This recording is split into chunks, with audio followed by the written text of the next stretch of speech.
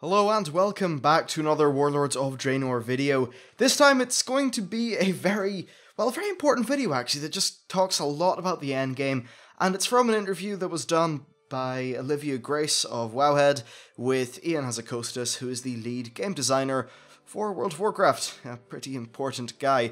He was actually previously the lead encounter designer, but it seems like his title has been changed a little bit. He said on Twitter that the reason for that is because he has his hand in more things than just like doing raid encounters.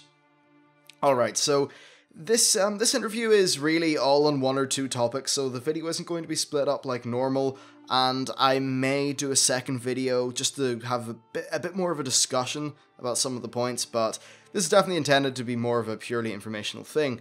Anyway, let's get on to the actual interview.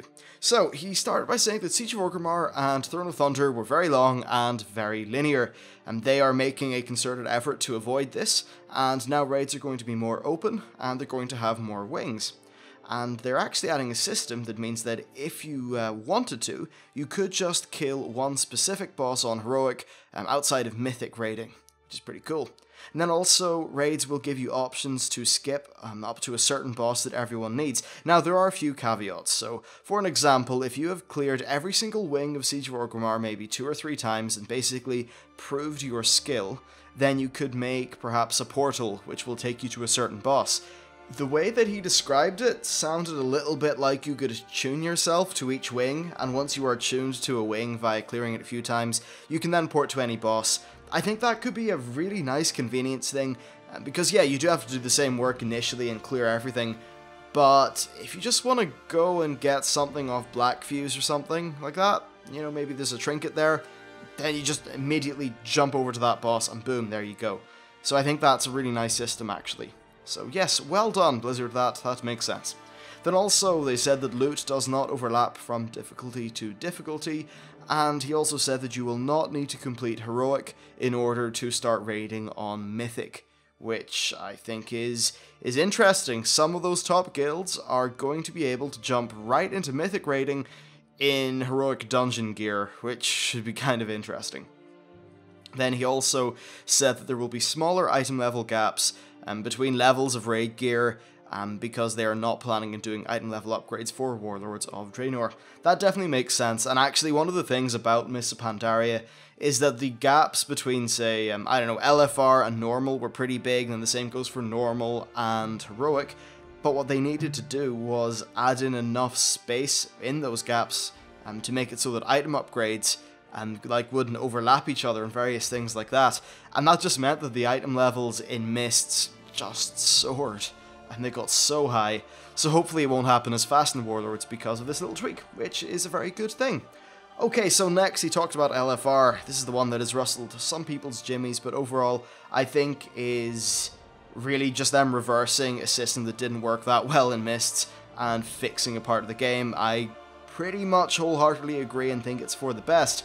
I've just lost about 10 subscribers. Anyway, basically he said that, well, he reiterated what he said in the raid blog that I covered earlier about LFR gear and how it will be epic, but it's not going to be tier, and it's not going to have any of the set bonuses or trinkets that raid gear has.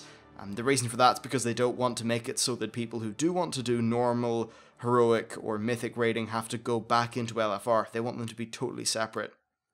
Now, in Mists of Pandaria, he said that LFR gear was... well, LFR itself was pretty much just set up as a part of Endgame, and loot was paced to be given to you slowly. And this led to a lot of frustration, because people would clear a full LFR and get maybe 1 or 0 drops. That wasn't fun to anyone, and to the people who... like, all they could do was LFR, it meant that you would have to gear up doing these really boring LFR runs over 10 or 12 weeks straight. In which every single run was basically the same, you know, unlike, say, going with a guild where you get to at least see your friends, get more powerful, and you have maybe people to talk to. So they're going to focus on LFR being a way to see the content and the story. So what they're going to do is double the drop rates, basically, and a few things like that. Now, the doubling of the drop rates, he said, should make things feel a little bit more rewarding, though because of this drop rate increase, it meant that they will have to ensure that it does not feel mandatory to, well, progression raiders, and that's why the set pieces, trinkets, and tier gear will not drop from LFR. though in terms of power it's going to be very similar, and a lot of those transformative set pieces and trinkets are only really the sort of things that would have much of an effect when you're raiding. If you're just out in the world killing mobs, it shouldn't matter too much, you'll still be just as powerful as a Pandaria geared LFR raider, realistically. And then also, he said that they basically have got two loot paths in mind. Solo players can run normal dungeons, which will be enough to get them into looking for raid, and that's pretty much it, unless you want to jump into group content. Now for the group content, players can do, well, maybe start off in normals, whatever, then either do a pre-made heroic dungeon, or do Proving Grounds to be able to get into a match-made heroic dungeon. But then after you get your heroic dungeon gear, you can essentially move straight into normal mode raiding. And the heroic dungeon gear will actually be good enough to ensure that LFR raiding is not needed if you want to get into normal raids. Essentially, they just don't want both of those paths to intersect too much. Then he also said that there's going to be a daily challenge mode quest which will reward gear that is of LFR quality. I think that's definitely fair enough, but it's actually a little bit obsolete. If LFR is going to have this really high drop rate of gear, then they should really make that challenge mode gear a little bit better than LFR, in my opinion. Okay, so then he also said that garrison followers can actually fetch you loot from places or something like that. It seems like maybe garrison missions or things like that could reward gear, but this shouldn't feel mandatory for players, as the gear that you get for your character via garrisons will be of LFR/crafted quality.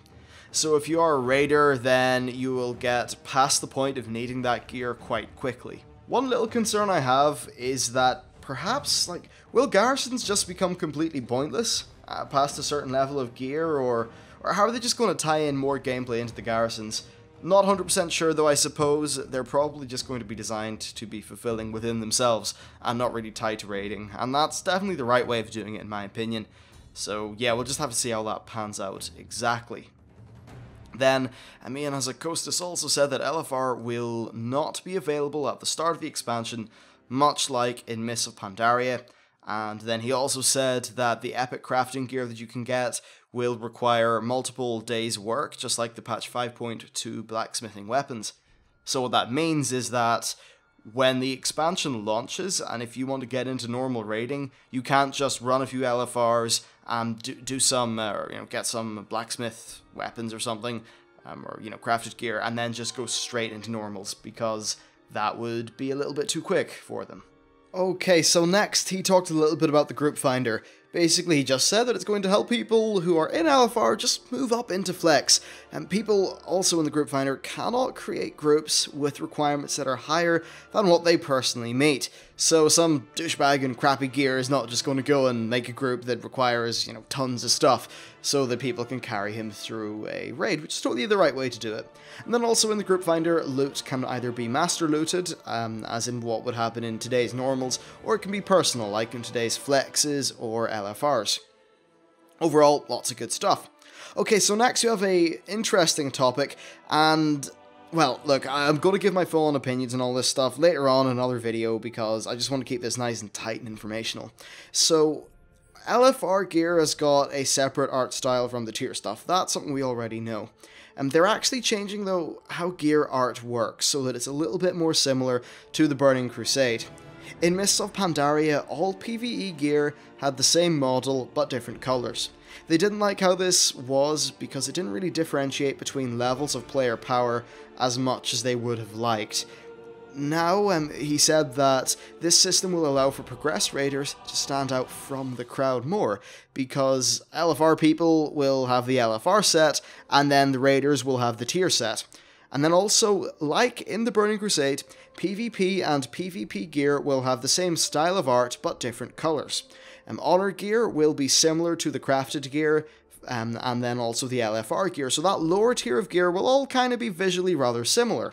Then Conquest gear will be similar to Raid tier gear, and finally Mythic gear and Elite PvP gear will have a unique flair, so maybe some special art or special effect or something like that. Essentially, the more strong you get, the more cooler your gear gets. Now, I know a lot of people are going to scream out and say, oh, that's lazy. Well, if you think about it, this will require them to make they'll still have to make the same amount of unique sets per class, just that the way art is done is split up in a fashion which means that there's more of a pyramid, with the coolest gear being at the top of the pyramid and the least cool gear being at the bottom of the pyramid in terms of visuals. Now look, I know that's going to be controversial, but I think it's very important that it is that way, and I've got a few points about just transmogging stuff later on. I'll do that in another video because I want to just keep on going with the information. And next we have Valor Points. So Valor is going to be different. It will not be needed to supplement your raid progression, and then also item upgrades will be gone, and gear like the Shadow Pan Assault stuff will also be gone. Valor is actually going to be used for things like heirlooms, according to Ian. But yeah, so he said that another problem with the upgrade system is that replacing an item that was just freshly upgraded felt terrible. And you were, just in general, as well with that system, not very happy if you didn't cap Valor for the week, if you still had upgrades to do. Essentially, they just didn't like what Valor was doing to the game in some regards. Okay, so now that Valor is no longer used for raid items, there are some concerns with bad RNG screwing over players. He said that they may increase the drop rates a little bit in raids. Of course, we know LFR will be doubled, but this is more your normals, heroics, and mythics. They'll be increasing the drop rate a little bit, maybe, but they were also improving the bonus roll system. This will involve protection against getting duplicate items by essentially looking at your last few drops and then taking those into account. Though, due to things like Warforged properties and tertiary stats, you may still want to get duplicates of an item because they could roll different stats, which of course is kind of important. So you can still see these duplicate items from the boss just in the regular way, and they can still periodically drop from bonus rolls, but the way it sounds like they're doing it, you just won't have dupe rolls that often in a time where you don't want them, so I think that's quite good. Look, if they can just scan the gear that you have, and then have a look at the slots that you don't need, and just sort of think to themselves, well look, this guy clearly has got pieces that need to be upgraded, we should do the bonus roll system to favour getting new pieces rather than favouring dupes. I think that's how they should do it. Okay, so then he also said that they're changing up the bonus roll currency a little bit, in that you can actually get it one at a time by doing some randomized activities. He said that your garrison may give you a variety of quests, and then you could choose from those quests one which gives you a ward that is a seal. And the quests that give you one of these seals that allows you to get a bonus roll could be very varied. So you could go to a zone, kill some stuff, you could go to Ashran, you could do an event or something like that. Basically, it's varied, and variation is something that they seem to be very much pushing in the questing experience of the expansion. Alright, so next he talked about dungeons. He said that they hope to add dungeons mid-expansion as they realize the players miss that kind of content, and they're kind of worried about the new dungeons and making the old ones irrelevant, so what they might do is add mythic versions of the post-launch add mythic versions of the launch dungeons so that any post-launch dungeons and launch dungeons will have loot equivalent to the new dungeons. That sounds a bit confusing, but just imagine that, say in Wrath of the Lich King, when the new ICC 5-mans came out, if then they made mythic versions of the previous 5-mans. I think that's a good way of doing it.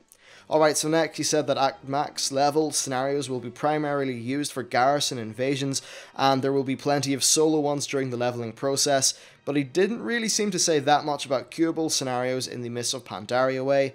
That's kind of interesting, and we still have not got much of a word about heroic scenarios, and we don't even know if they exist anymore, so certainly kind of interesting. Alright, so next then, at BlizzCon, he said that at BlizzCon they talked about a buff called Stacking the Deck, which would, in a pre-made heroic, give you slightly more Valor. Of course, because Valor is now going to be a lot less useful, they are going to tweak that buff, they just don't know exactly what they're going to do yet. Alright, then next, they said that a lot of people are concerned that garrisons are going to become mandatory. He said that they don't intend this to be the case because the gear for your character through garrisons will be quickly replaced if you are a raider. So if you're the kind of person who really cares about getting the tier gear and stuff, then the garrison stuff will be replaced anyway. It doesn't particularly matter. There are no plans to tie in mandatory raid things into garrisons either. And he also said that they don't want garrisons to feel like dailies, and ideally you shouldn't really feel obligated to attend to them no matter what. So you come home from work after a busy day and you just think, ah shit, I need to do my dailies. That won't happen. Of course, with these follower missions, I'd imagine they'll have ones that are multiple days long to help out with that problem. Anyway, that is the TLDR of the interview, with a little bit of my opinion woven in, but I will be doing a separate video where I just talk full on in a more loose format just about what I think of all these changes. I think that'll probably come out the day after you see this, just because I am completely bogged down with university work at the minute. Anyway, that's it for the video. Thank you very much for watching, hope you enjoyed it, and I will see you next time.